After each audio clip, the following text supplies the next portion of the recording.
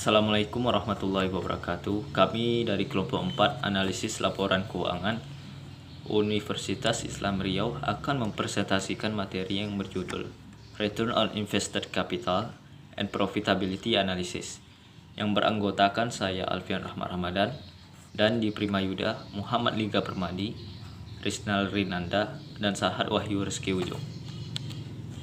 Return on Invested Capital, hubungan antara laba dengan investasi modal yang disebut pengembalian atas investasi modal atau pengembalian atas investasi, return on investment, mungkin merupakan ukuran kinerja perusahaan yang dikenal luas. Ukuran ini dapat membandingkan keberhasilan perusahaan atas pengelolaan investasi modal. Kemudian memungkinkan kita menilai pengembalian perusahaan relatif terhadap risiko investasi modal, dan dapat membandingkan pengembalian atas investasi modal dengan pengembalian investasi alternatif. Hubungan ROI. Yang pertama, ROI berhubungan dengan pendapatan atau ukuran performa lain kepada tingkatan perusahaan dan sumber keuangan. Yang kedua, ROI membolehkan melakukan perbandingan dengan alternatif kesempatan investasi. Yang ketiga, risiko investasi diharapkan untuk menghasilkan ROI yang lebih tinggi. Dan yang terakhir, ROI berpengaruh pada kecakapan suatu perusahaan untuk mencapai kesuksesan menarik keuangan, membayar kembali kreditor, dan menghadiahkan pemilik. Pentingnya ROI. Yang pertama, mengukur efektivitas manajerial. Yang kedua, mengukur profitabilitas. Dan yang ketiga, ukuran untuk perencanaan dan pengendalian. Mengukur efektivitas manajerial. Manajemen bertanggung jawab untuk semua aktivitas perusahaan. ROI adalah pengukuran dari keefektifan manajerial dalam aktivitas bisnis. ROI tergantung pada keahlian, sumber daya, kepintaran, dan motivasi dari manajemen.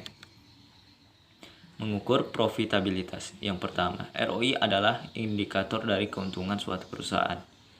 Yang kedua, ROI menghubungkan kunci dari ukuran rekapitulasi keuntungan dengan keuangan. Yang ketiga, ROI menyampaikan pengembalian pada modal investasi dari perspektif keuangan yang berbeda. Ukuran perencanaan dan pengembalian. ROI membantu manajer dengan planning atau perencanaan, budgeting atau pembiayaan, coordinating activity atau pengordinasian, evaluating opportunity atau pengevaluasian kesempatan, dan yang terakhir kontrol.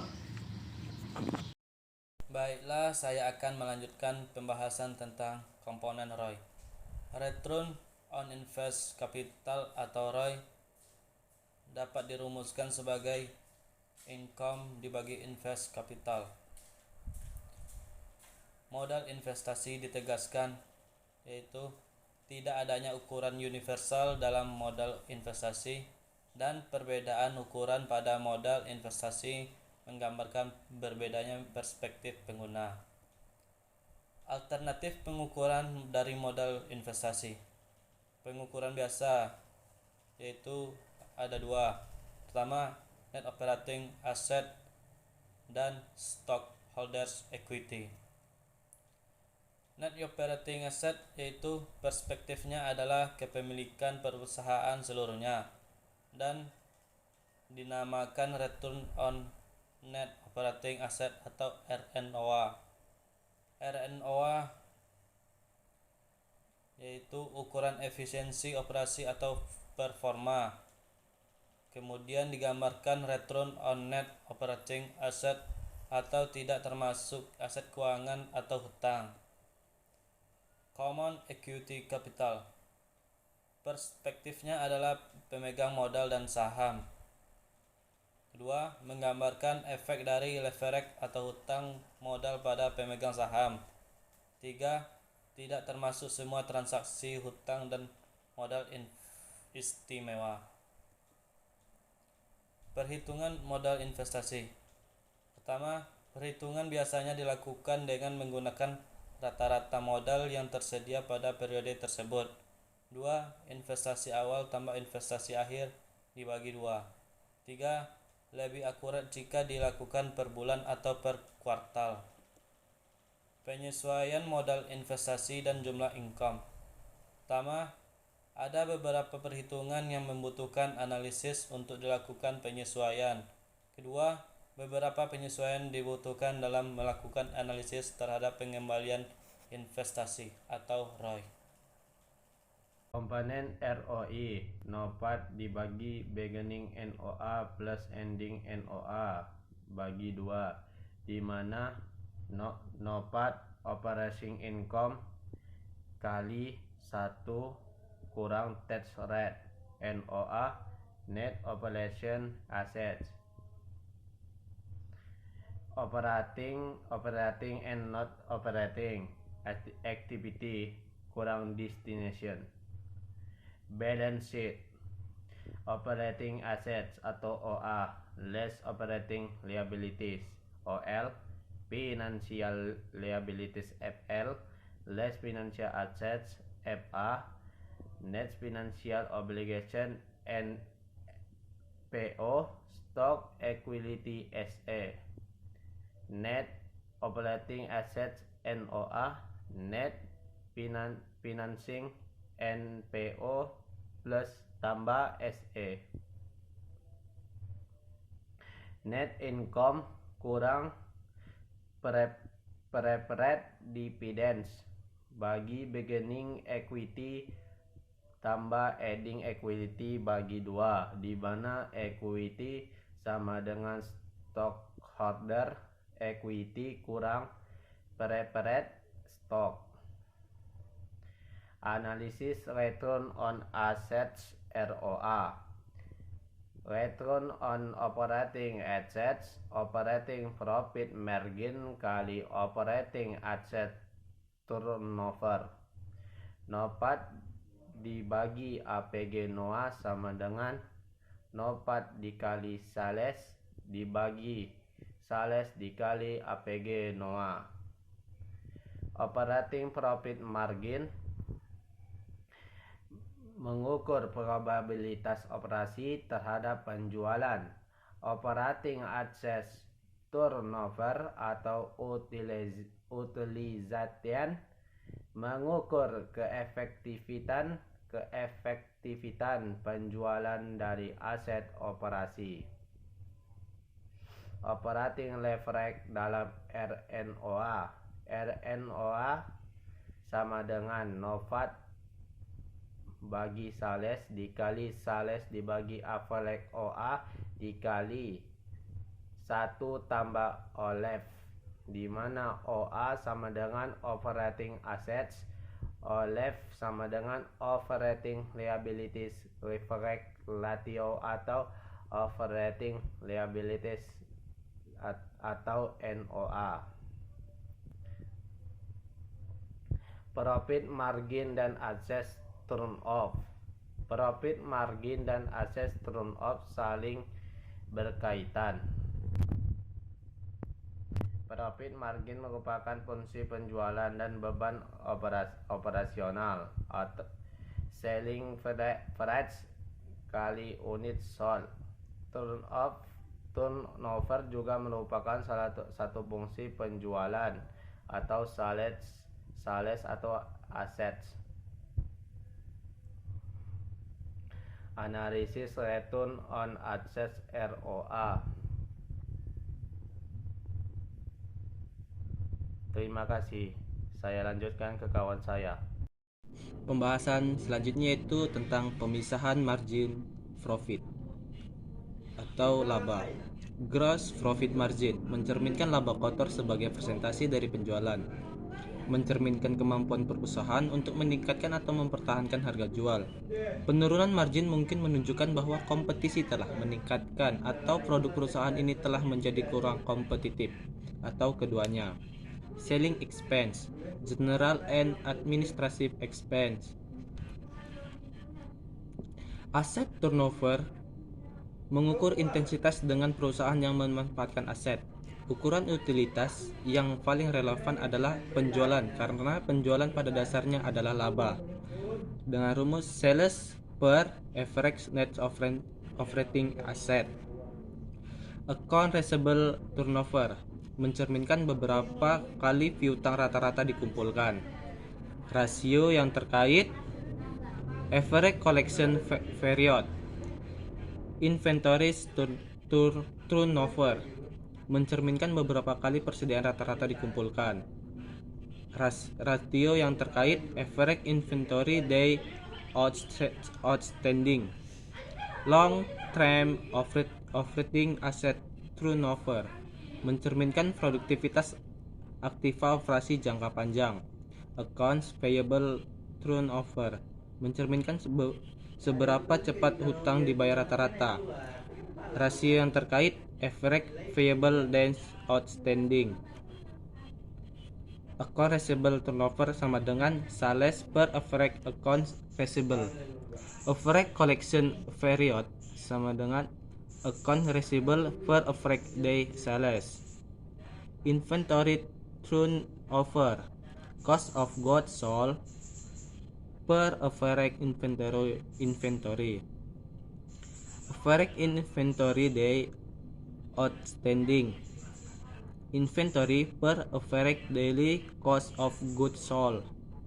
Long term operating asset turnover. Sales per average long term operating asset. Account payable turnover. Cost of goods sold per average accounts payable. Average payable days outstanding. Accounts payable per average daily cost of goods sold. Net operating working capital turnover. Net sales per average net operating working capital.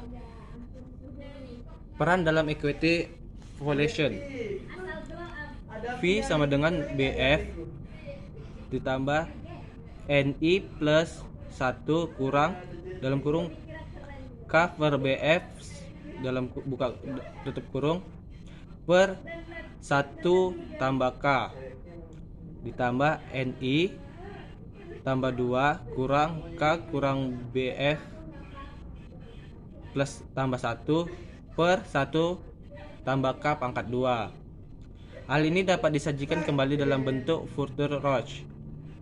V sama dengan BF ditambah ROCE ditambah 1 kurang K dikali BF per 1 tambah K ditambah ROS atau ROCE ditambah 2 dikurang K dikali BV tambah 1 per 1 tambah 2 pangkat 2, di mana ROS sama dengan laba bersih yang tersedia bagi pemegang saham biasa setelah dividend preference dibagi dengan beginning of period common equity.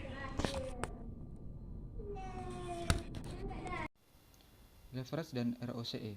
Leverage mengacu pada tingkat modal yang diinvestasikan dari selain pemegang saham biasa. Jika perusahaan mendapatkan pengembalian atas aset operasi yang lebih tinggi daripada biaya utang yang mendanai aset tersebut, kelebihan pengembaliannya akan memberikan keuntungan bagi pemegang saham. Semakin besar perbedaan antara pengembalian common equity dan pemasok modal lainnya, semakin sukses atau gagal perdagangan ekuitas tersebut. Untuk rumus alternatif view of ROCE disaggregation ialah adjusted profit margin dikali asset turnover dikali leverage, atau net income dikurang preferred dividends per average common equity sama dengan net income dikurang preferred dividends per sales dikali sales per average assets dikali average assets per average common equity. Kemudian ialah menilai pertumbuhan equity atau equity growth rate dengan rumus net income dikurang preferred dividends dikurang dividend payout dibagi average common stockholder equity. Mengasumsikan laba retensi dan pembayar dividen yang konstan dari waktu ke waktu dan menilai tingkat pertumbuhan common equity melalui retensi laba. Kemudian untuk mencari sustainable equity rate growth rate sama dengan ROCE dikali dalam kurung 1 dikurang payout rate. Pertumbuhan internal perusahaan tergantung retensi laba dan pengembalian yang diperoleh dari laba yang ditahan. Contoh bisnis segmen data. Terdapat 3 segmen bisnis di tahun 13 dan 9, di mana yaitu theme park dan resort, film entertainment, dan consumer product. di mana di tahun 13 dengan revenue $8.529 dan operating income-nya $1.724. Di tahun 9 revenue-nya dengan total $4.594 dan operating income $1.229. Untuk di Walt Disney Company, untuk income statement didapatkan net income di tahun 13 sebanyak $671 dan di tahun 9 $703 dengan earning per share di tahun 13 $1,23 dan dividen per share $0,23 dan di tahun 9 dengan earning per share $1,27 dan dividen $0,11. Kemudian balance sheet didapatkan total aset dari cash, reasonable inventories, others, current assets, property, plant and equipment net, other assets didapatkan di tahun 13 total asetnya ialah $11.751 dan di tahun 9 $6.657. Kemudian dari current liabilities, borrowings, other liabilities, stockholder equity, maka didapatkan total liabilitas dan stockholder equity di tahun 13 yaitu $11.751 dan di tahun 9 $6.657. Maka didapatkan cash flow dari operasi yaitu di tahun 13 $2.145 dan di tahun 9 $1.275.000. Kemudian computation and disaggregation of ROCE. ROCE di tahun 13 yaitu $671 dibagi 5.030 sama dengan 0,1334, maka dirubahkan ke persen menjadi 13,34%. Di tahun 9 $703 dibagi 3.044 didapatkan 0,231 dipresentasikan menjadi 23,09%. Untuk NOA-nya di tahun 13 $363 ditambah 1.390 ditambah 609 ditambah 5.228 ditambah 2.270 dikurang 2.821 dikurang 1.514 didapatkan 5.527. Di tahun 9 381 ditambah 224 ditambah 909 ditambah 3.397 ditambah 1.084 dikurang 1.262 dikurang 1.490 didapatkan 3.242.